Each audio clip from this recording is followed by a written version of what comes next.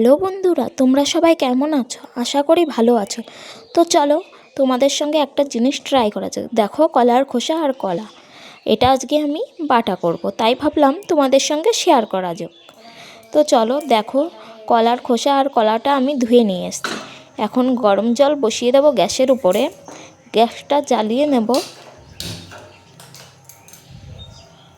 কলার খোসাগুলো এক এক করে দিয়ে দেবো। কলার খোসাগুলো দেওয়া হয়ে গেলে ওর মধ্যে নুন, হলুদ আর দেখো, কলার খোসাগুলো তোমাদের সঙ্গে কথা বলতে বলতে হয়ে গেল। চলো জলটা ঝরিয়ে নিয়ে আসি। জল ঝরিয়ে নিয়ে আসলাম। তো চলো মিক্সিং বলে দিয়ে দেব। তো মিক্সিং বলে দিয়ে দিয়েছি, দুটো শুকনো লঙ্কা দিলাম। আর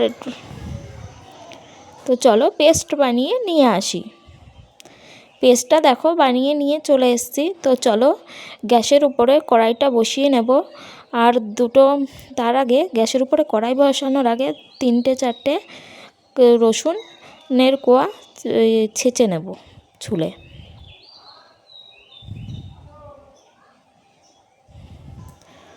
তো চলো রসুনের কোয়াগুলো ছেঁচে নিই। তো আমি কড়াইটা বসিয়ে দিয়েছিলাম। এখন আমি তেলটা গরম হতে দিলে হয়ে গেলে তারপরে কালো জিরে দেব একটু। কালো জিরেটা গরম হলে পরে একটা শুকনো লঙ্কা ভেঙে দিয়ে দেব।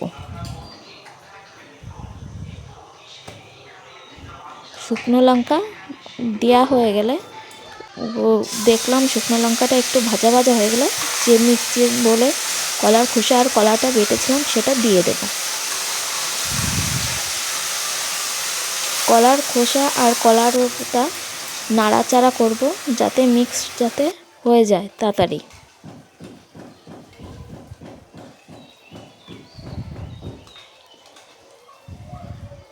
তো একটু একটু নাড়াচাড়া করতে হবে, একটু একটু করে দিতে হবে। তো পুরো কমপ্লিট দেওয়া। তারপরে ওতে দেব নুন, দেব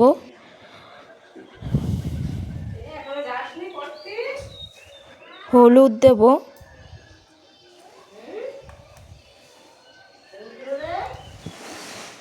তারপরে নাড়াচাড়া করব একটু।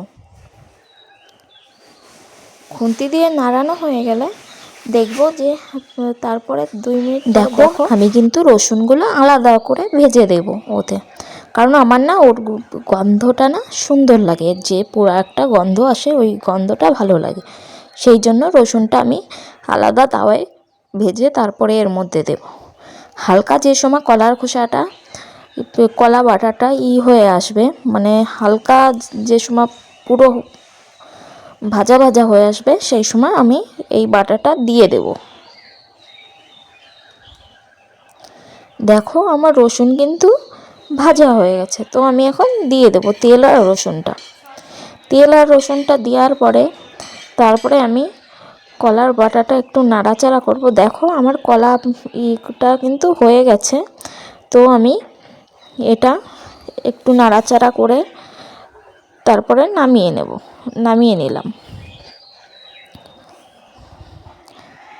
যে কটা লেগে আছে সে কটা আমি উঠিয়ে নেব।